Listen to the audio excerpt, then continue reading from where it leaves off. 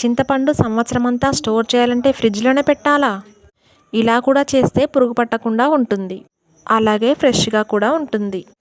చింతపండు పై పొట్టు కట్టెతో కొట్టి తీసి చింతకాయను ఎండలో ఎండబెట్టి కర్ర సహాయంతో చింతకాయను కొట్టి లోపల ఉండే చింతగింజలను ఒలిచి ఇలా దీన్ని ఎండలో ఎండబెట్టుకొని పైనారలు తీసి మళ్ళా దీన్ని కర్రతో కొట్టి బాగా దులపండి. ఎందుకంటే చింతకాయ మధ్యలో ఉండే ఈ తెల్లని పొర ఉండడం వల్ల త్వరగా చింతపండు పురుగు వస్తుంది. అందుకని అంతా క్లీన్ చేసి స్టోర్ చేసే ముందు బాక్స్ లేదా కవర్లో ఇలా 2-3 టీ స్పూన్ల రాళ్ళ ఉప్పు వేసి 1 టీ స్పూన్ పసుపు వేసుకొని చింతపండు మొత్తాన్ని ఇలా కలిపి స్టోర్ చేసుకోండి. ఇలా చేయడం వల్ల సంవత్సరం వరకు పురుగు పట్టే ఛాన్సే ఉండదు చింతపండుకు. మీరు ఎలా చేస్తారు? మీరైతే ఎలా చేస్తారో కామెంట్ బాక్స్లో కామెంట్ చేయండి. మీకు కనుక ఈ వీడియో నచ్చినట్టయితే ఒక లైక్ కొట్టండి. మీలో ఎవరైనా నా ఛానల్ని కొత్తగా చూస్తున్న వారైతే సబ్స్క్రైబ్ చేయడం మాత్రం మర్చిపోకండి. ఉంటాను మరి, మరోసారి మరో వీడియోలో మళ్ళీ కలుద్దాం. బాయ్.